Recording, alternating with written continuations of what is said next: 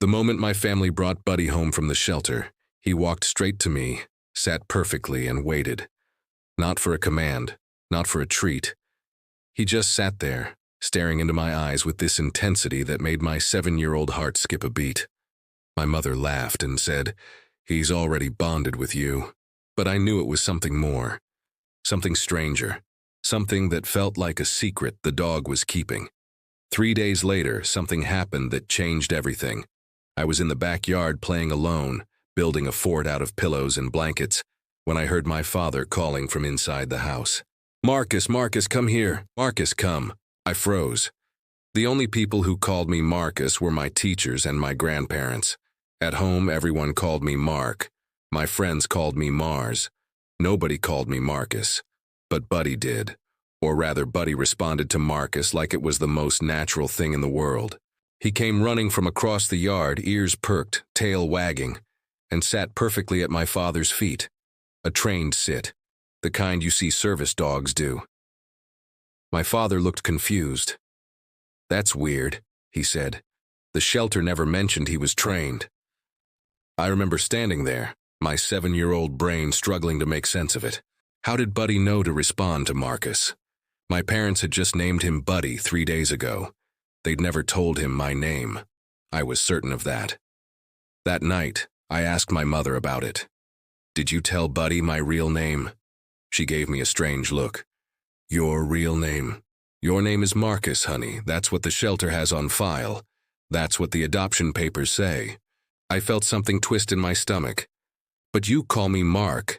"At home, we do," she said. "But your full name is Marcus.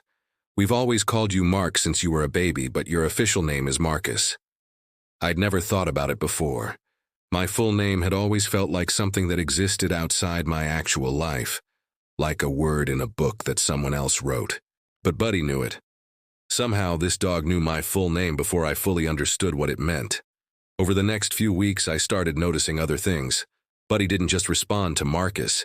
He seemed to understand hand signals. When my dad held up 2 fingers, Buddy would sit. When he made a subtle gesture near his ear, Buddy would tilt his head and listen intently. These weren't commands anyone had taught him, or at least not anyone in our family. I became obsessed. I'd spend hours watching Buddy, trying to figure out who had trained him and why. The shelter paperwork said he was a mixed breed, approximately 5 years old, surrendered by an owner who couldn't care for him anymore. There were no details about his training, no indication that he was anything special. But he was special, and I knew it. When I turned 8, I decided to do something I'd never done before. I went through my parents' filing cabinet, something I wasn't supposed to do, and found the shelter paperwork. The adoption date, the vet records, the shelter ID number.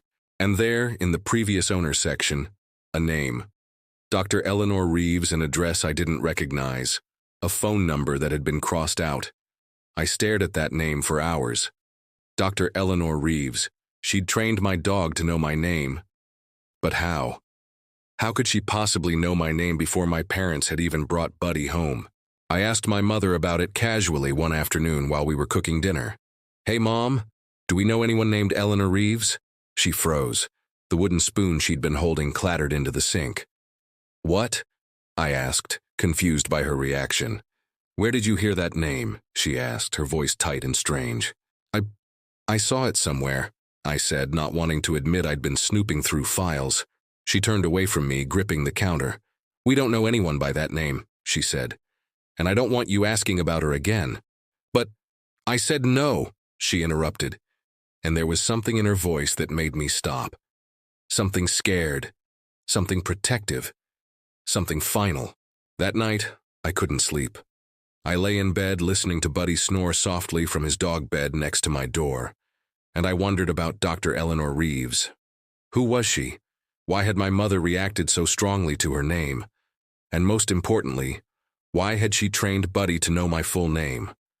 The questions festered inside me for years. Through elementary school, through middle school, I kept the mystery of Dr. Eleanor Reeves locked in the back of my mind. But Buddy remained, a living mystery, responding to my full name with perfect obedience, sometimes doing tricks I'd never taught him. sometimes seeming to understand things I hadn't said out loud. When I was 14, my mother got sick. Nothing serious at first, just a cough that wouldn't go away. But then the cough got worse, and there were doctor's appointments and hushed conversations in the kitchen that stopped whenever I walked in. One night, I heard my father on the phone in the living room. "I don't care if she said not to contact her," he was saying. "She needs to know, our son needs to know." I crept down the stairs, my heart pounding. Who was he talking about? Who needed to know what? "Eleanor, please," he continued. "He's 14 now. He's old enough to understand. He's figured out so much already on his own. And if something happens to me or Sarah..." I felt the world tilt beneath me. Eleanor. My mother's name wasn't Eleanor.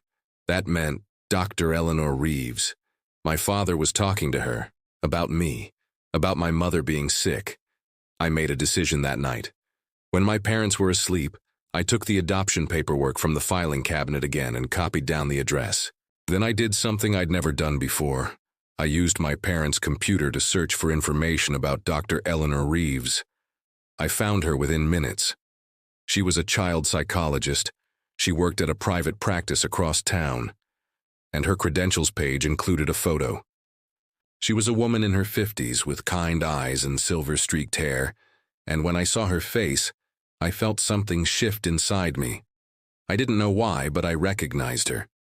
Not from memory, but from somewhere deeper. From instinct. From the same place that made Buddy recognize my name. I printed out her information and hid it in my desk drawer. For weeks, I carried those pages with me, wondering if I should do something with them. Wondering if I should confront my parents. Wondering who this woman was and what connection she had to me and Buddy. The answer came on a Tuesday afternoon when my mother collapsed during lunch. She fell, just like that, and the ambulance came screaming up to our house. I was at school when it happened, but I remember the vice principal pulling me out of class, remember the careful way she told me, remember the way my legs stopped working and I had to sit down. My mother had a heart condition she'd never told me about, a serious one. She needed surgery. She might not survive the surgery. I drove myself home after school. I'd just gotten my learner's permit, and I did something I'd never done before. I called the number on the information I'd printed out. Dr. Eleanor Reeves answered on the third ring. Her voice was warm, professional, exactly what I expected from a child psychologist. "Hello," I said, my voice shaking. "Is this Dr. Reeves?" "Yes," she said. "Who is this?" "My name is Marcus," I said. "Marcus Chen. I think you know me." There was a long pause. I could hear her breathing on the other end of the line, could feel the weight of whatever secret she was carrying. "How did you get this number?" she asked quietly. "My dad was talking to you on the phone," I said. "He said my mother was sick. He said something about me needing to know." Another pause. Longer this time. "We should meet," she said finally. "Not over the phone, not like this, will you? Would you be willing to meet me?" My heart was pounding so hard I thought it might break through my ribs. "Yes," I said. "I want to know who you are." "I'll come to you," she said. "What's your address?" I gave it to her. And then I sat on my bed next to Buddy, who seemed to sense my anxiety and put his head on my lap.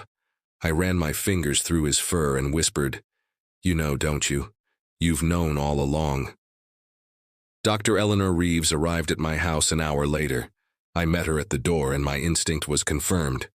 I did recognize something in her face, something in the curve of her jawline, something in the color of her eyes. "Marcus," she said, and her voice was thick with emotion. "I can't believe how much you've grown." "Do I know you?" I asked. She shook her head. "Not really. Not yet. But I've known you since before you were born."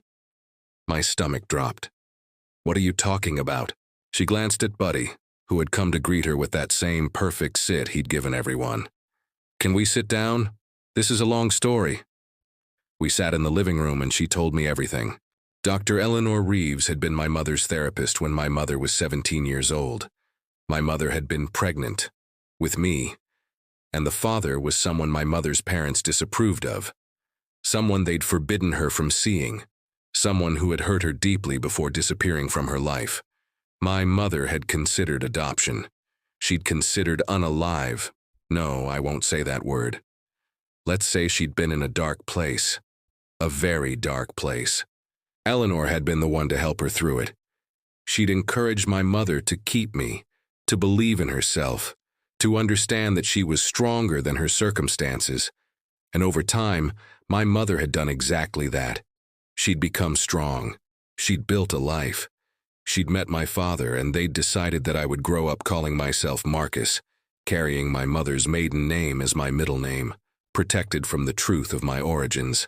But Eleanor had always remained a quiet presence in the background, a guardian angel in a way. And when my mother had gotten sick, when the tests came back with a diagnosis that made it clear she might not live to see me graduate high school, Eleanor had decided it was time for me to know. "Your mother wanted to protect you," Eleanor said. "She thought knowing the truth would hurt you. And maybe it will a little. But you deserve to know who you are, where you came from. And you deserve to know that you were loved from the very beginning, even before you were born." I felt tears streaming down my face. "What about Buddy? How does he know my name?" "Your father asked me to help find you a dog," Eleanor said. "He wanted you to have a companion, someone who would understand you. So I trained Buddy to respond to your name, to follow certain commands, to be protective of you. I didn't know your parents would bring him to you so soon. But when your father called to tell me they'd adopted him from the shelter, I knew it was meant to be. So Buddy he was a gift from you?" "In a way," she said. "I wanted you to have someone who would always know you, even when you felt lost. Someone who would respond to your name without question. Someone who would protect you." I looked at Buddy, who had curled up next to me on the couch. He seemed to understand that we were talking about him, that something important was happening. "Does my mother know you told me?" I asked. "Not yet," Eleanor said. "But your father called me yesterday. He said your mother's surgery is scheduled for Thursday. He said if anything happened to her..." She trailed off, unable to finish the sentence. "He wanted you to tell me before it was too late," I said. She nodded. "He wanted you to know that you were wanted, that you were loved, that your existence wasn't a mistake or a tragedy. It was a gift." I spent the next 3 hours talking to Dr. Eleanor Reeves. She told me about my mother's strength, about the way she'd built a life despite impossible odds, about the way she'd chosen me. She told me about my father falling in love with my mother because she was brave and kind and brilliant. She told me that my origin story wasn't shameful. It was powerful. And then she left, but not before giving me her phone number and telling me that I could call her any time. She hugged me, and I felt the warmth of her presence, the genuine care she had for me. My mother's surgery was successful. She came home from the hospital after 2 weeks, weak but determined to recover. And about a month later, when she was strong enough to have a real conversation, I told her about Eleanor's visit. I expected her to be angry. I expected her to feel betrayed. But instead, she cried. She held me close and told me she was sorry for hiding the truth, that she'd only done it to protect me, that she hoped I could forgive her. "I do forgive you," I said. "I understand why you did it, but I also understand that the truth matters, and I'm glad I know it now." My mother looked at me with tears in her eyes. "You're so strong, Marcus, so much stronger than I was at your age." "I had Buddy," I said, running my hand over the dog's head. "Even before I knew it, I had you protecting me." That dog lived to be 16 years old. He saw me graduate high school, start college, build a life of my own. And every day of his life, he responded to my name with perfect obedience, never questioning who I was or where I came from. When he finally passed away, it felt like losing a piece of myself. But I understood then what Dr. Eleanor Reeves had been trying to do all along. She'd given me a companion who would always know me, always recognize me, always understand that I was worthy of love and protection. Dr. Eleanor Reeves became a regular part of my life after that. She came to family dinners, attended my graduation, and became a second mother to me in many ways. My mother and she developed a friendship that went beyond therapist and patient. They became genuine friends, bound by the truth they'd both kept and the love they both had for me.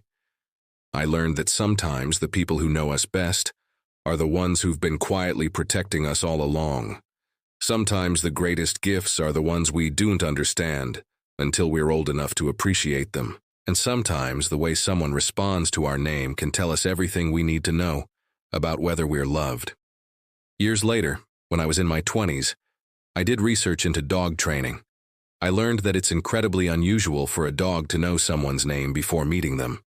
It's a complex process that requires deliberate training, repetition, and a deep understanding of both the dog's psychology and the person the dog is meant to recognize. Dr. Eleanor Reeves had trained Buddy specifically for me.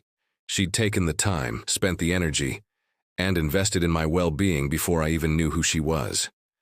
That's not something you do for a stranger. That's something you do for someone you love. I think about this sometimes, about how a dog's response to a name can contain an entire story of love, sacrifice, and protection. About how Dr. Eleanor Reeves saw a scared teenager and decided to help her in ways that would last a lifetime. About how my father's love for my mother was so profound that he wanted to give me a gift that would protect me even before I understood what protection meant. My mother is healthy now. She's been in remission for over a decade. And sometimes, when we're sitting together, she'll tell me stories about those early days. The fear, the uncertainty, the way she thought she might not survive long enough to see me grow up. And I'm grateful that I know these stories now. I'm grateful that I know the truth, because the truth is this: I was loved from the very beginning. Before I was born, before I knew my own name, before I could understand what love even meant. And that dog, that perfectly trained, mysteriously knowing dog, was a living reminder of that love every single day of his life. Sometimes the most profound mysteries have the simplest answers. Sometimes we're loved more deeply than we'll ever know. And sometimes all we need to recognize that love is a dog who knows our name.